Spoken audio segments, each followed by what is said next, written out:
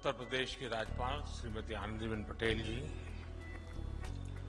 केंद्रीय मंत्रिमंडल के मेरे सहयोगी और लखनऊ के ही सांसद, हमारे वरिष्ठ साथी श्रीमान राजनाथ सिंह जी, श्री हरदीप सिंह पुरी जी, महेंद्र नाथ पांडे जी,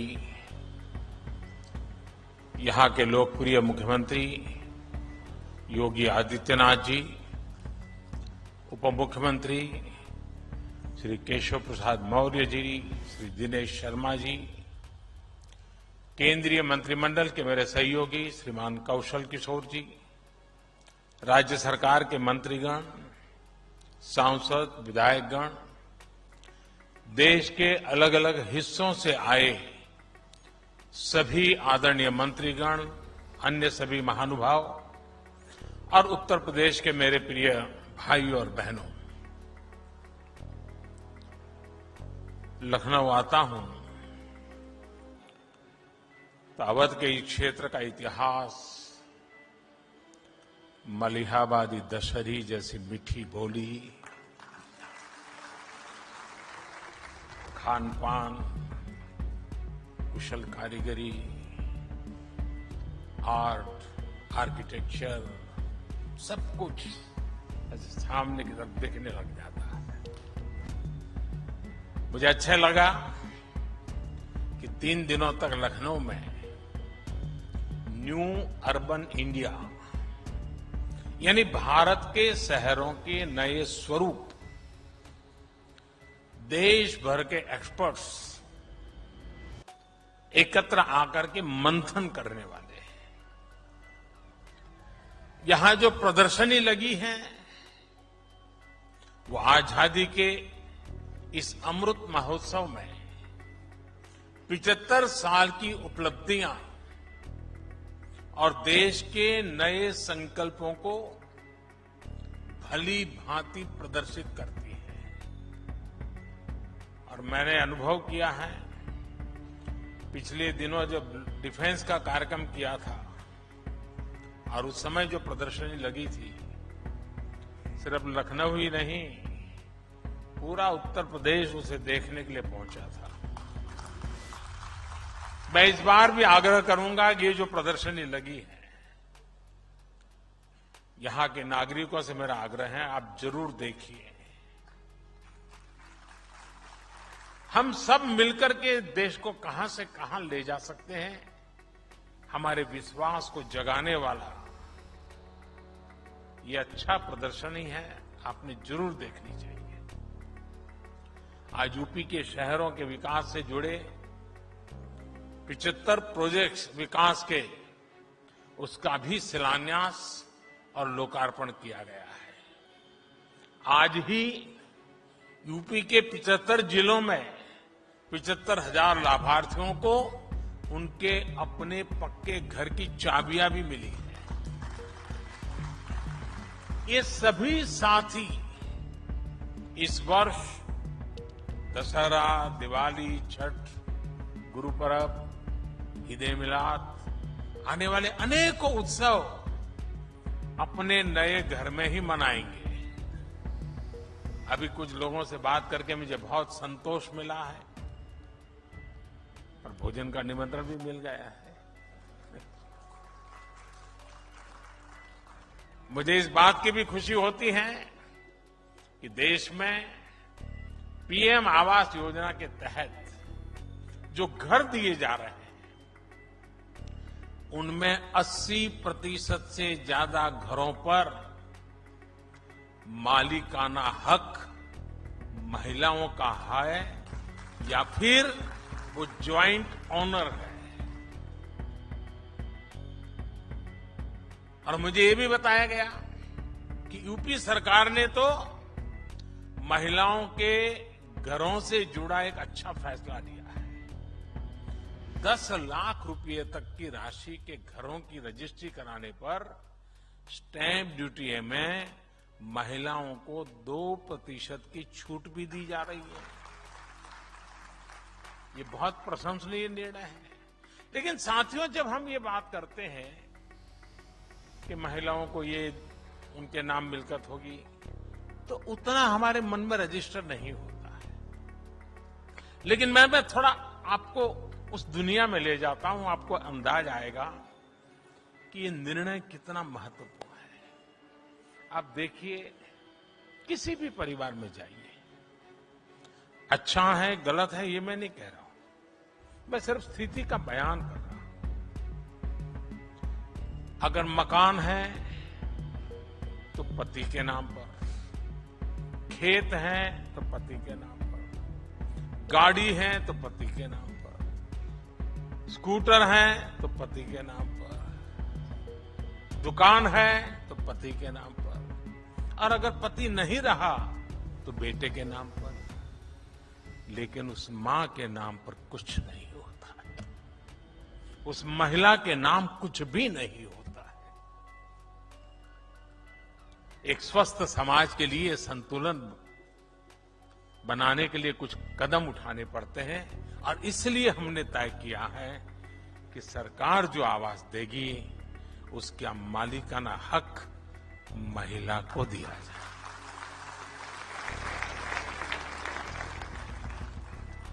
साथियों, आज लखनऊ के लिए एक और बधाई का अवसर है। लखनऊ ने अटल जी के रूप में एक विजनरी मां भारती के लिए समर्पित राष्ट्र नायक देश को दिया है।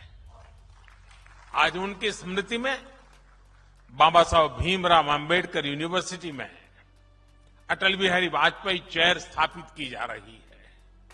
मुझे विश्वास है ये चेयर अटल जी के विजन, उनके एक्शन, राष्ट्र निर्माण में उनके योगदान को विश्व पटल पर लाएगी। जैसे भारत की 75 साल की विदेश नीति में अनेक मोड़ आए, लेकिन अटल जी ने उसे नई दिशा दी। देश की कनेक्टिविटी, लोगों की कनेक्टिविटी के लिए उनके प्रयास आज के भारत की मजबूत नींव है।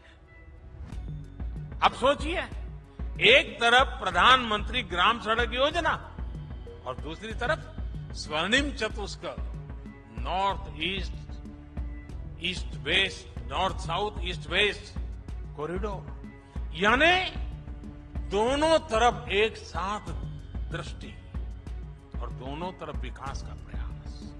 साथियों, वर्षों पहले जब अटल जी ने नेशनल हाईवे के माध्यम से देश के महानगरों को जोड़ने का विचार रखा था, तो कुछ लोगों को यकीन ही नहीं होता था कि ऐसा संभव है।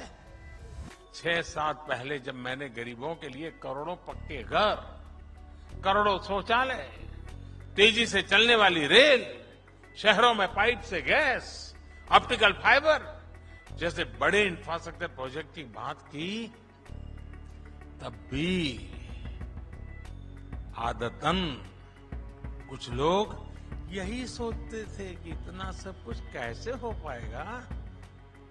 लेकिन आज इन अभियानों में भारत की सफलता दुनिया देख रही है। भारत आज पीएम आवास योजना के तहत जितने पक्के घर बना रहा है, वो दुनिया के अनेक देशों की कुल आबादी से भी अधिक है। एक समय था जब घर की स्वीकृति से लेकर उसको जमीन पर उतरने में ही बरसों लग जाते थे। जो घर बनते थे भी वो शायद रहने लायक थे कि नहीं, ये सवालिया निशान जरूर पूछे जाते थे। घरों की साइज छोटी, कंस्ट्रक्शन मटेरियल खराब, अलॉटमेंट में हेरा फेरी, ये सब मेरे गरीब भाइयों बहनों को भाग्य बना दिया गया था। 2014 में देश ने हमें सेवा करने का अवसर दिया, और मैं उत्तर प्रदेश का विशेष रूप से आभारी हूं कि आपने मुझे देश की संसद में पहुंचाया। और जब आपने हमें दायित्व दिया तो हमने अपना दायित्व निभाने की ईमानदार कोशिश की है। साथियों, 2014 से पहले जो सरकार थी उसने देश में शहरी आवास योजनाओं के तहत सिर्फ 13 लाख मकान ही मंजूर किए थे। आंकड़ा याद रहेगा?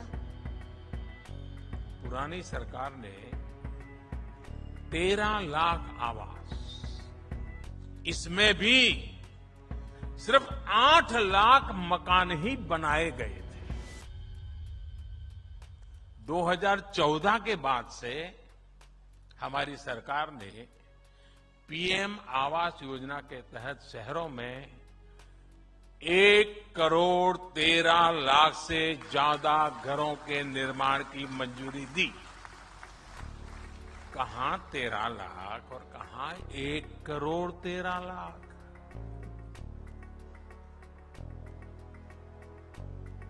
इसमें से 50 लाख से ज्यादा घर बनाकर उन्हें गरीबों को सौंपा भी जा चुका है। साथियों, ईंट पत्थर जोड़कर इमारत तो बन सकती है, लेकिन उससे घर नहीं कह सकते। लेकिन वो घर तब बनता है जब उसमें परिवार के हर सदस्य का सपना जुड़ा हो, अपनापन हो, परिवार के सदस्य जी जान से एक लक्ष्य के लिए जुटे हुए हो, तब इमारत घर बन जाती है। साथियों, हमने घरों के डिजाइन से लेकर घरों के निर्माण तक की पूरी आजादी लाभार्थियों को सौंप दी। उनको मर्जी पड़े वैसा मकान बनाए। दिल्ली में एयर कंडीशन कमरे में बैठ करके कोई ये तय नहीं कर सकता कि तुम्हारी खिड़की उधर होगी या इधर होगी। 2014 के पहले सरकारी योजनाओं के घर किस साइज के बनेंगे, इसकी कोई स्पष्ट नीति ही नहीं थी। कहीं 15 स्क्वायर मीटर के मकान बनते थे तो कहीं 17 स्क्वायर मीटर के। इतनी छोटी जमीन पर जो निर्माण होता था उसमें रहना भी मुश्किल था। 2014 के बाद हमारी सरकार ने घरों की साइज को लेकर भी स्पष्ट नीति बनाई। हमने ये तय किया कि 22 स्क्वायर मीटर से छोटा कोई घर नहीं बनेगा। हमने घर का साइज भी बढ़ाने के साथ ही पैसा सीधा लाभार्थियों के बैंक खाते में भेजना शुरू किया। गरीबों के बैंक खातों में घर बनाने के लिए भेजी ये राशि कितनी है, इसकी चर्चा बहुत कम हुई है।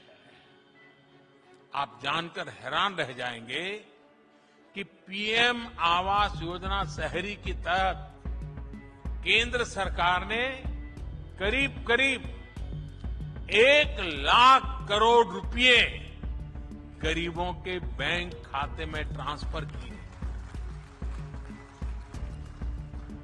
साथियों, हमारे यहां कुछ महानुभाव कहते रहते हैं कि मोदी ने, हमने प्रधानमंत्री तो बना दिया, मोदी ने किया क्या?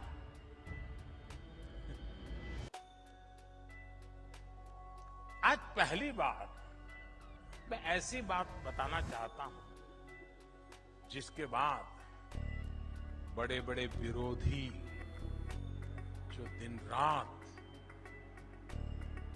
हमारा विरोध करने में ही अपनी ऊर्जा खपाते हैं, वो मेरा ये भाषण सुनने के बाद टूट पड़ने वाले हैं, मुझे पता है। लेकिन मुझे लगता है मुझे बताना चाहिए। मेरे जो साथी,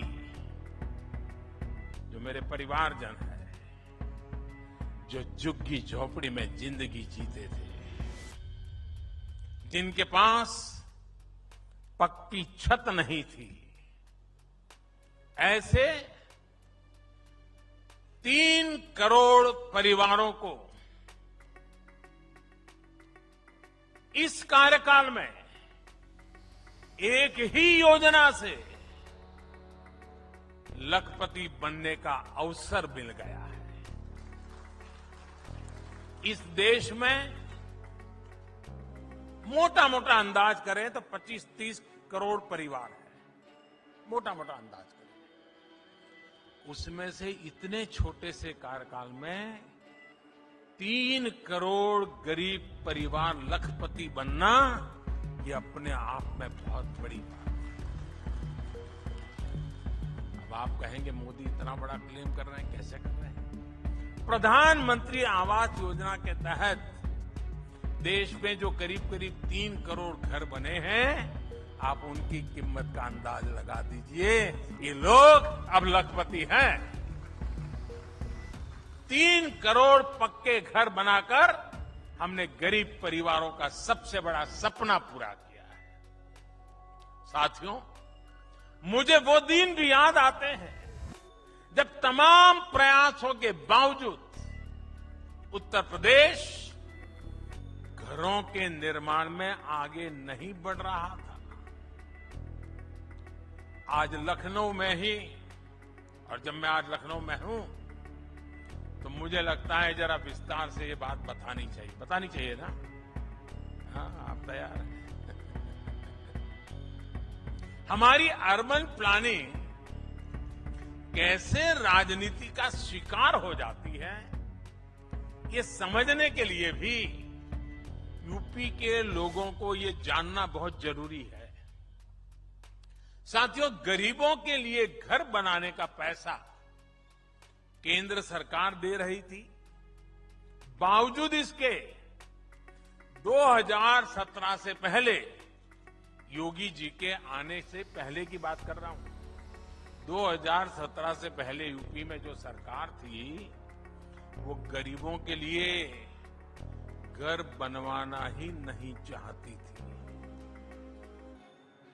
गरीबों के लिए घर बनवाओ, इसके लिए हमें पहले जो यहां सरकार में थे उनसे मिन्नतें करनी पड़ती थी। 2017 से पहले पीएम आवास योजना के तहत यूपी के लिए 18,000 घरों की स्वीकृति दी गई थी। 18,000। लेकिन जो सरकार यहां थी उसने गरीबों को पीएम आवास योजना के तहत 18 घर भी बनाकर नहीं दिए। 18,000 घरों की स्वीकृति और 18 घर भी न बने। मेरे उत्तर प्रदेश के भाइयों बहनों, ये चीजें आपको सोचनी चाहिए। आप कल्पना कर सकते हैं, 18,000 घरों की मंजूरी थी, लेकिन उन लोगों ने गरीब के लिए 18 घर भी नहीं बनाए। पैसा था, घरों की स्वीकृति थी, लेकिन तब जो यूपी को चला रहे थे वो इसमें लगातार अड़ंगा डाल रहे थे। उनका ये कृत्य यूपी के लोग, यूपी के गरीब कभी नहीं भूल सकते। साथियों, मुझे संतुष्टि है कि योगी जी की सरकार आने के बाद यूपी में शहरी गरीबों को 9 लाख घर बनाकर दिए गए हैं। शहर में रहने वाले हमारे गरीब भाई बहनों के लिए अब यूपी में 14 लाख घर निर्माण के अलग अलग चरणों में है। अब घर में बिजली, पानी, गैस, शौचालय ऐसी सुविधाएं भी मिल रही हैं, तो गृह प्रवेश भी पूरी खुशी के साथ, आन बान के साथ हो रहा है। लेकिन मैं जब उत्तर प्रदेश आया हूं तो कुछ होमवर्क भी देने का मन करता है। दे दूं, लेकिन आपको करना पड़ेगा। करेंगे? पक्का? देखिए, मैंने अखबार में पढ़ा है और अभी योगी जी भी शायद मैं पूछ रहा था, इस बार दीपावली में अयोध्या में कहते हैं 7.5 लाख दिए हैं, 7.5 लाख दिए का कार्यक्रम हुआ। मैं उत्तर प्रदेश को कहता हूं कि रोशनी के लिए स्पर्धा में मैदान में आए। देखे, अयोध्या ज्यादा दिए जलाता है कि ये जो 9 लाख घर दिए गए हैं वे 9 लाख घर 18 लाख दिए जला करके दिखाएं। हो सकता है क्या? जिन परिवारों को ये 9 लाख परिवार, गरीब परिवारों को घर मिले पिछले 7 साल में, वे 2-2 दिया अपने घर के बाहर जलाएं। अयोध्या में 7.5 लाख दिए जलेंगे। मेरे गरीब परिवारों के घर में 18 लाख दिए जलेंगे। भगवान राम जी को खुशी होगी। भाई और बहनों, बीते दशकों में हमारा शहरों में बड़ी बड़ी इमारतें जरूर बनी, लेकिन जो अपने श्रम से इन इमारतों का निर्माण करते हैं, उनके हिस्से में झुग्गियों का ही जीवन आता रहा है। झुग्गियों की स्थिति ऐसी जहां पानी और शौचालय जैसी मूल सुविधाएं तक नहीं मिलती। झुग्गी में रहने वाले हमारे भाई बहनों को अब पक्के घर बनाने से बहुत मदद मिल रही है। गांव से शहर काम के लिए आने वाले श्रमिकों को उचित किराए पर बेहतर रिहाइश मिले, इसके लिए सरकार ने योजना शुरू की। साथियों, शहरी मिडिल क्लास की परेशानियां और चुनौतियों को भी दूर करने का हमारी सरकार ने बहुत गंभीर प्रयास किया है। रियल एस्टेट रेगुलेटरी अथॉरिटी यानी रेरा कानून ऐसा ही एक बड़ा कदम रहा है। इस कानून ने पूरे हाउसिंग सेक्टर को अविश्वास और धोखाधड़ी से बाहर निकालने में बहुत बड़ी मदद की है। इस कानून के बनने से घर खरीदारों को समय पर न्याय भी मिल रहा है। हमने शहरों में अधूरे पड़े घरों को पूरा करने के लिए हजारों करोड़ रुपए का विशेष फंड भी बनाया है। मिडिल क्लास अपने घर का सपना पूरा कर सके, इसके लिए पहली बार घर खरीदने वालों को लाखों रुपयों की मदद भी दी जा रही है। उन्हें कम ब्याज दरों से भी मदद मिल रही है। हाल ही में मॉडल टेनेंसी एक्ट भी राज्यों को भेजा गया है और मुझे खुशी है कि यूपी सरकार ने तुरंत ही उसे लागू भी कर दिया है। इस कानून ने मकान मालिक और किराएदार दोनों की बरसों पुरानी दिक्कतें दूर हो रही हैं। इससे किराए का मकान मिलने में आसानी भी होगी और रेंटल प्रॉपर्टी के बाजार को बल मिलेगा। अधिक निवेश और रोजगार के अवसर बनेंगे। भाई और बहनों, कोरोना के काल में वर्क फ्रॉम होम को लेकर जो नियम बनाए गए, उनसे शहरी मिडिल क्लास का जीवन और आसान हुआ है। रिमोट वर्किंग के आसान होने से कोरोना काल में मिडिल क्लास के साथियों को बहुत राहत मिली। भाई और बहनों, अगर आप याद करें तो 2014 से पहले हमारे शहरों की साफ सफाई को लेकर अक्सर हम नकारात्मक चर्चाएं ही सुनते थे। गंदगी को शहरी जीवन का स्वभाव मान लिया गया था। साफ सफाई के प्रति बेरुखी से शहरों की सुंदरता, शहरों में आने वाले टूरिस्ट, इस पर तो असर पड़ता ही है।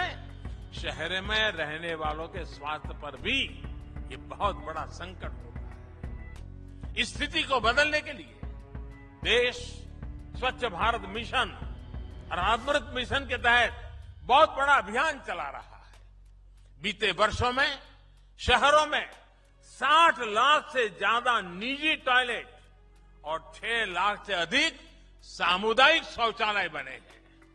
7 साल पहले तक यहां सिर्फ 18% कचरे का ही निष्पादन हो पाता था, वो आज बढ़कर 70% हो चुका है। यहां यूपी में भी वेस्ट प्रोसेसिंग की बड़ी क्षमता बीते वर्षों में विकसित की गई है और आज मैंने प्रदर्शनी में देखा ऐसी अनेक चीजों को वहां रखा गया है और मन को बड़ा सुकून देने वाला दृश्य है। अब स्वच्छ भारत अभियान 2.0 के तहत शहरों में खड़े कूड़े के पहाड़ों को हटाने का अभियान भी शुरू कर दिया गया है। साथियों, शहरों की भव्यता बढ़ाने में एक और अहम भूमिका निभाई है एलईडी लाइट्स ने। सरकार ने अभियान चलाकर देश में 90 लाख से ज्यादा पुरानी स्ट्रीट लाइट्स को एलईडी से बदला है। एलईडी स्ट्रीट लाइट लगने से शहरी निकायों के भी हर साल करीब 1000 करोड़ रुपए बच रहे हैं। अब ये राशि विकास के दूसरे कार्यों में वो शहरी निकाय लगा सकते हैं और लगा रहे हैं। एलईडी ने शहर में रहने वाले लोगों का बिजली बिल भी बहुत कम किया है। जो एलईडी बल्ब पहले 300 रुपये से भी महंगा आता था, वो सरकार ने उजाला योजना के तहत 50-60 रुपये में बना दिया है। इस योजना के माध्यम से करीब 37 करोड़ एलईडी बल्ब बांटे गए हैं। इस वजह से गरीब और मध्यम वर्ग का करीब 24,000 करोड़ रुपए बिजली बिल में बचत हुई है। साथियों, 21वीं सदी के भारत में शहरों के कायाकल्प का सबसे प्रमुख तरीका है टेक्नोलॉजी का ज्यादा से ज्यादा इस्तेमाल। शहरों के विकास से जुड़ी जो संस्थाएं हैं, जो सिटी प्लानर्स हैं, उन्हें अपनी अप्रोच में सर्वोच्च प्राथमिकता टेक्नोलॉजी को देनी होगी। और साथियों, जब हम गुजरात में छोटे से इलाके में रहते थे और जब भी लखनऊ की बात आती थी तो लोगों के मुंह से निकलता था कि भाई लखनऊ में तो कहीं पर जाइए सुनने को मिलता है पहले आप, पहले आप, पहले आप। यही बात होती है। आज मजाक में ही सही, हमें टेक्नोलॉजी को भी कहना पड़ेगा पहले आप। भारत में पिछले 6-7 वर्षों में शहरी क्षेत्र में बहुत बड़ा परिवर्तन टेक्नोलॉजी से आया है। देश के 70 से ज्यादा शहरों में आज जो integrated command and control centre चल रहे हैं, उसका आधार टेक्नोलॉजी ही है। आज देश के शहरों में सीसीटीवी कैमरों का जो नेटवर्क बिछ रहा है, टेक्नोलॉजी ही उसे मजबूत कर रही है। देश के 75 शहरों में जो 30,000 से ज्यादा आधुनिक सीसीटीवी कैमरे लगे हैं, उनकी वजह से गुनहगारों को 100 बार सोचना पड़ता है। ये सीसीटीवी अपराधियों को सजा दिलाने में भी काफी मदद कर रहे हैं। साथियों, आज भारत के शहरों में हर रोज जो हजारों टन कूड़े का निस्तारण हो रहा है, प्रोसेस हो रहा है, सड़कों के निर्माण में लग रहा है, वो भी टेक्नोलॉजी की वजह से है। वेस्ट में से वेल्थ अनेक प्रोजेक्ट मैंने आज इस प्रदर्शनी में देखे हैं। हर किसी को प्रेरणा देने वाले प्रयोग हैं, बड़ा बारीकी से देखने जैसा है। साथियों, आज देश भर में जो सीवेज ट्रीटमेंट प्लांट बनाए जा रहे हैं, आधुनिक टेक्नोलॉजी उनकी क्षमता और बढ़ा रही है। ये national common mobility card technology की ही तो देन है। आज यहां इस कार्यक्रम में 75 इलेक्ट्रिक बसों को हरी झंडी दिखाई गई। ये भी आधुनिक टेक्नोलॉजी का ही तो प्रतिबिंब है। साथियों, मैंने अभी लाइट हाउस प्रोजेक्ट के तहत लखनऊ में बन रहे घरों को देखा। इन घरों में जो टेक्नोलॉजी इस्तेमाल हो रही है उसमें प्लास्टर और पेंट की जरूरत ही नहीं पड़ेगी। इसमें पहले से तैयार पूरी दीवारों का उपयोग किया जाएगा। इससे घर और तेजी से बनेंगे। मुझे विश्वास है कि यहां लखनऊ में देश भर से जो साथी आए हैं वो इस प्रोजेक्ट से बहुत कुछ सीख कर जाएंगे और अपने शहरों में इनको इम्प्लीमेंट करने का प्रयास करेंगे। साथियों, टेक्नोलॉजी कैसे गरीब का जीवन बदलती है, इसका एक उदाहरण पीएम स्वनिधि योजना भी है। लखनऊ जैसे कई शहरों में तो अनेक प्रकार के बाजारों की परंपरा रही है। कहीं बुध बाजार लगता है, कहीं गुरु बाजार लगता है, कहीं शनि बाजार लगता है और इन बाजारों की रौनक हमारे रेहड़ी पटरी वाले भाई बहनें ही बढ़ाते हैं। हमारे इन भाई बहनों के लिए भी अब टेक्नोलॉजी का एक साथी बनकर के लाए हैं। पीएम स्वनिधि योजना के तहत रेहड़ी पटरी वालों को, स्ट्रीट वेंडर्स को बैंकों से जोड़ा जा रहा है। इस योजना के माध्यम से 25 लाख से ज्यादा साथियों को 2500 करोड़ रुपए से अधिक की मदद गई है। इसमें भी यूपी के 7 लाख से ज्यादा साथियों ने स्वनिधि योजना का लाभ लिया है। अब उनकी बैंकिंग हिस्ट्री बन रही है और वो ज्यादा से ज्यादा डिजिटल लेन देन भी कर रहे हैं। मुझे खुशी है, इस बात की खुशी है कि स्वनिधि योजना का सबसे ज्यादा लाभ पहुंचाने वाले पूरे देश के टॉप 3 शहरों में 2 हमारे उत्तर प्रदेश के ही हैं। पूरे देश में नंबर 1 है लखनऊ और नंबर 2 पर है कानपुर। कोरोना के इस समय में ये बहुत बड़ी मदद है। मैं योगी जी की सरकार की इसके लिए बहुत सराहना करता हूं। साथियों, आज जब मैं हमारे रेहड़ी पटरी वाले साथियों द्वारा डिजिटल लेन देन की बात कर रहा हूं तो मुझे ये भी याद आ रहा है कि पहले कैसे इसका मजाक उड़ाया जाता था। कहा जाता था कि कम पढ़े लिखे लोग कैसे डिजिटल लेन देन कर पाएंगे, लेकिन स्वनिधि योजना से जुड़े रेहड़ी पटरी वाले अब तक 7 करोड़ से ज्यादा बार डिजिटल लेन देन कर चुके हैं। अब ये थोक व्यापारियों से भी कुछ खरीदने जाते हैं तो डिजिटल पेमेंट ही करते हैं। आज ऐसे ही साथियों की वजह से भारत डिजिटल पेमेंट में नए रिकॉर्ड बना रहा है। जुलाई, अगस्त, सितंबर यानी पिछले 3 महीने में हर महीने 6 लाख करोड़ रुपए से ज्यादा राशि का डिजिटल लेन देन हुआ है। यानी बैंकों में लोगों को आना जाना उतना ही कम हो रहा है। ये बदलते हुए भारत और टेक्नोलॉजी को अपनाते हुए भारत की ताकत को दिखाता है। साथियों, बीते वर्षों में भारत में ट्रैफिक की समस्या और प्रदूषण की चुनौती दोनों पर होलिस्टिक अप्रोच के साथ काम हुआ है। मेट्रो भी उसका एक बेहतरीन उदाहरण है। आज भारत मेट्रो सेवा का देश भर के बड़े शहरों में तेजी से विस्तार कर रहा है। 2014 में जहां 250 किलोमीटर से कम रूट पर मेट्रो चलती थी, वहीं आज लगभग 750 किलोमीटर में मेट्रो दौड़ रही है और मुझे आज अफसर बता रहे थे कि 1050 किलोमीटर पे काम चल रहा है।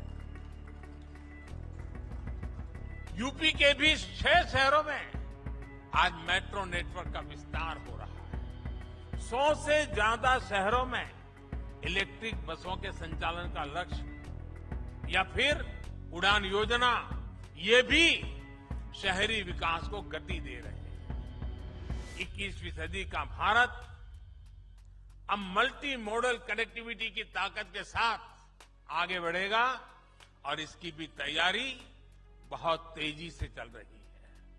और साथियों, शहरी इंफ्रास्ट्रक्चर के इन सारे प्रोजेक्ट का सबसे बड़ा सकारात्मक प्रभाव है रोजगार निर्माण। शहरों में चाहे मेट्रो का काम हो, घरों का निर्माण हो, बिजली पानी का काम हो, ये बहुत बड़ी संख्या में रोजगार के नए अवसर बनाते हैं। एक्सपर्ट्स उन्हें फोर्स मल्टीप्लायर मानते हैं। इसलिए हमें इन परियोजनाओं की गति को बनाए रखना है। भाई और बहनों, उत्तर प्रदेश में तो पूरे भारत की भारतीय संस्कृति की प्राणवायु समाई है। ये प्रभु श्री राम की भूमि है, श्री कृष्ण की भूमि है, भगवान बुद्ध की भूमि है। यूपी की समृद्ध विरासत को संजोना, संवारना, शहरों को आधुनिक बनाना हम सबकी जिम्मेदारी है। 2017 के पहले के यूपी और बाद के यूपी का अंतर उत्तर प्रदेश के लोग भी अच्छे जानते हैं। पहले बिजली यूपी में आती कम थी, जाती ज्यादा थी, और आती भी थी तो वहां आती थी जहां नेता चाहते थे। बिजली सुविधा नहीं, सियासत का टूल थी। सड़क सिर्फ तब बनती थी जब सिफारिश हो। पानी की स्थिति तो आप सभी को पता है। अब बिजली सबको, सब जगह एक समान मिल रही है। अब गरीब के घर में भी बिजली आती है। गांव की सड़क किसी सिफारिश की मोहताज नहीं है। यानी शहरी विकास के लिए जिस इच्छा शक्ति की जरूरत है वो भी आज यूपी में मौजूद है। मुझे विश्वास है आज यूपी की जिन परियोजना का शिलान्यास हुआ है वो योगी जी के नेतृत्व में तेजी से पूरी की जाएगी। एक बार फिर आप सभी को विकास परियोजना की बहुत बहुत बधाई, बहुत बहुत धन्यवाद।